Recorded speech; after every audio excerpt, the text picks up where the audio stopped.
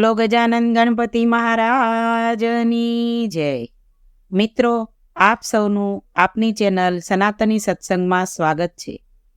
મિત્રો, આજે આપણે રામદેવ પીરના આખ્યાન વિશે વાત કરીશું, જેનો મહાત્મ્ય ભાદરવા મહિનામાં વધારે છે. કેમ કે ભાદરવા મહિનામાં રામદેવ પીરના નોરતા હોય છે, તો ત્યારે રામદેવ પીરની કથા અને તેના પરચા સાંભળવાનું અલગ જ મહિમા છે. એ પણ જો તમે ગુરુવાર અને બીજના દિવસે સાંભળો તો એનો મહાત્મ્ય વધારે હોય છે. તો આજે આપણે રામદેવ પીરના આખ્યાન વિશે વાત કરીશું. તો તેમાં આપણે સાંભળશું ભયંકર રાક્ષસ ભેરવો.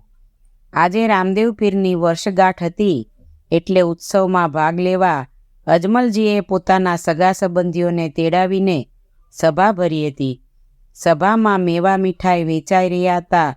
એટલામાં ત્યાં વનવીર નામનો ભાટ આવી રાયને બિરદાવતો બોલ્યો કે ધનનર તુવરા ધન્ય તુજ કુંવરા, નામ લેતા સૌ દુઃખ ભાગે, ગામ ઉજ્જડ કરે દૈત્ય ભૈરવ છતાં, આંબવા કોઈ આવે ન આગે.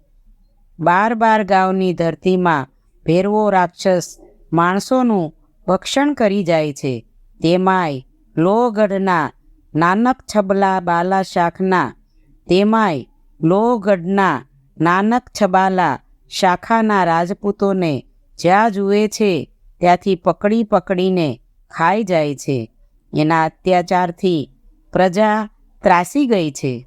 શું આજની આટલી મોટી સભામાં એવો કોઈ મર્દ નથી કે જે ભેરવા રાક્ષસને હણી 12 ગાંવની ઉજ્જડ ભોમને ફરી વસાવે?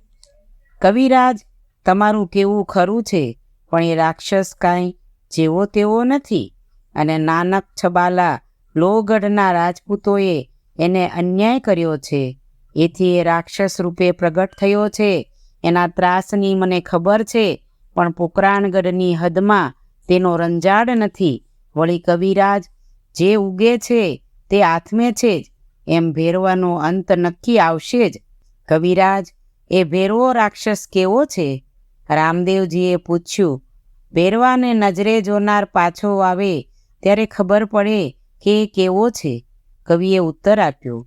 અજમલજીએ વાત ટૂંકી કરવા કહ્યું, કોક દિવસ એનો પણ અંત આવશે કવિરાજ, ફિકર કરશો નહીં. આમ કહી કવિને ભેટ સોગાત આપી વિદાય કર્યો. રામદેવજીએ અને વિરમદેવજીએ આ વાત માતા મિનળદેને કહી. મિનળદેને થયું, આ વાત ન થઈ હોત તો સારું.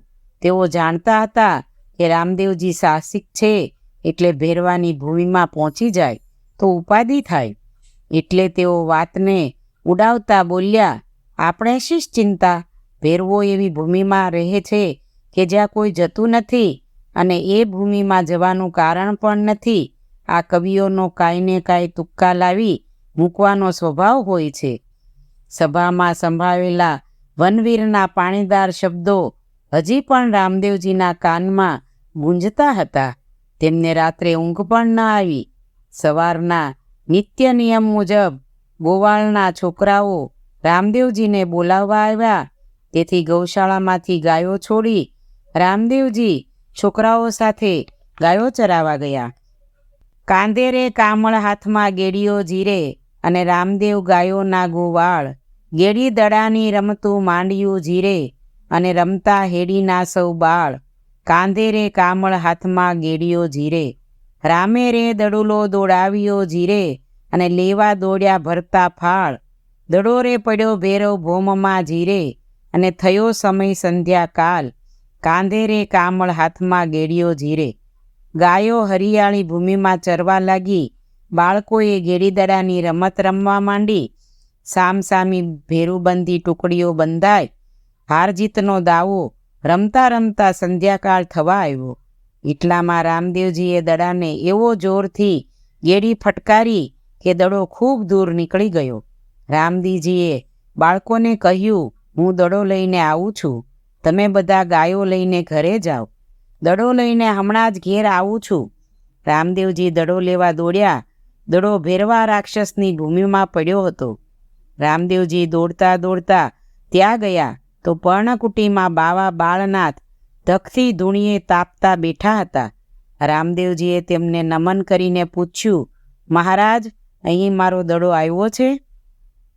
અરે, તું કોણ છે? અહીં શી રીતે આવ્યો બાળક? જા, જલ્દી નાસી જા, ભાગ.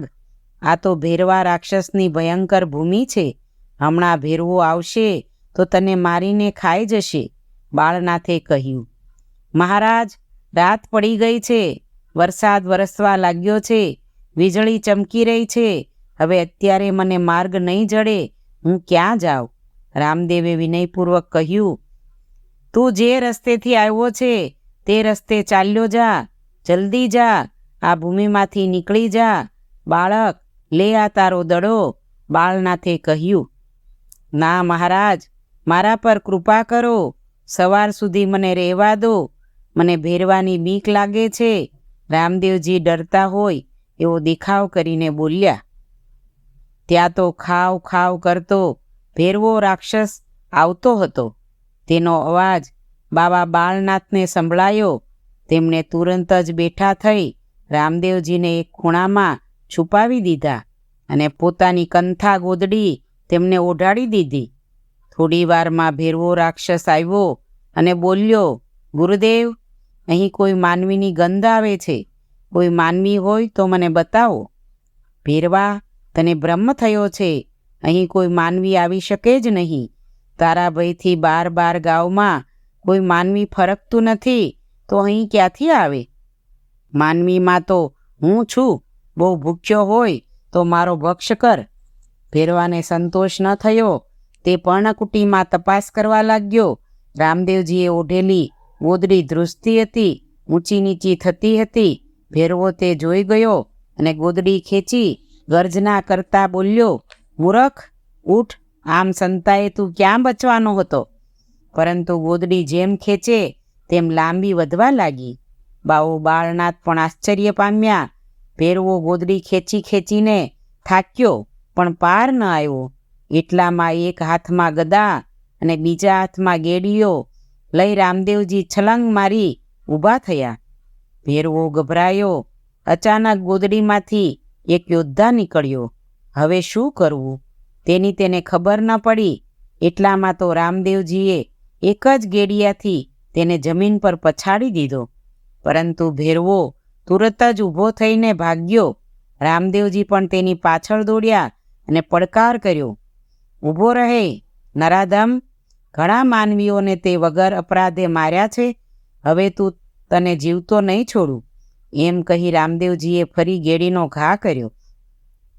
ગેડી ભેરવાના પગમાં વાગવાથી ફરી તે જમીન પર પછડાયો. રામદેવજી છલાંગ મારીને તેની છાતી ઉપર ચડી બેઠા અને ગળું દબાવ્યું. ભેરવાનો શ્વાસ મૂંઝાયો. તે દબાતા સ્વરે બોલ્યો, મહારાજ, તમે માનવ નથી પણ દેવ છો.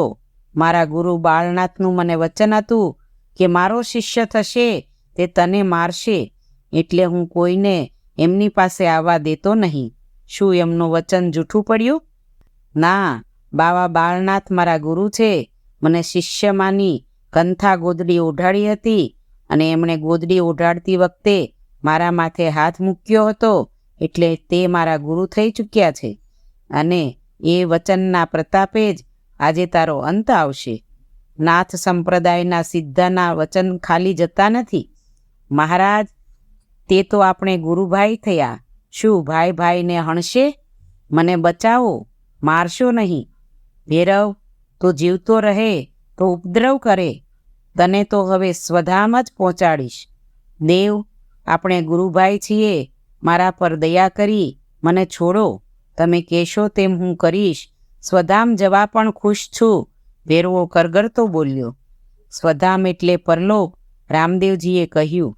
ના પ્રભુ, સ્વધામ એટલે મારું રહેઠાણ. તે પોકરાણ સામેના પહાડમાં છે. મને ત્યાં જવા દો, ભેરવે કહ્યું. રામદેવજી સાથે ભેરવો પહાડમાં આવ્યો. રામદેવજીએ પહાડની ગુફામાં ભેરવાને પૂરી દઈ તેના મુખ આગળ મોટી શિલા મૂકી દીધી. મહારાજ, હું તમારો ગુરુભાઈ છું. એક વખતના ભોજનનું તો કરી આપો. ભેરવાએ ગુફામાંથી અવાજ કર્યો. રામદેવજીએ કહ્યું, હું તને એક વખતનું ભોજન જરૂર પહોંચાડીશ. જ્યાં મારું નામ લેવાતું હશે ત્યાંથી તને પ્રસાદી મળી જશે.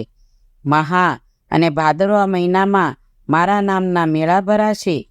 તેમાં દશમ અને 11 એમ 2 દિવસ મને પ્રસાદ ધરાવાશે. તેમાં દશમને રોજ પ્રસાદ ધરાવશે તે મારો, અને 11નો પ્રસાદ આવશે તે ભૈરવ ગુફાના નામે તને મળશે. આ મારું વચન છે. રામદેવજીએ ભૈરવાને ગુફામાં ભંડારીને બાળનાથ પાસે આવી બધી વાત કરી. રામદેવજીએ પ્રજાને ભૈરવાના ત્રાસમાંથી મુક્ત કરી એ જાણીને ગુરુ બાળનાથને આનંદ થયો.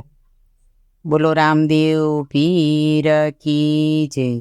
હિંદવા પીરની જય. તો મિત્રો, મારો વિડીયો આપ સૌને સારો લાગે તો લાઈક કરજો, શેર કરજો અને સબસ્ક્રાઈબ કરજો, તાકી અમે આવા બીજા વિડીયો તમારા સુધી પહોંચાડી શકીએ.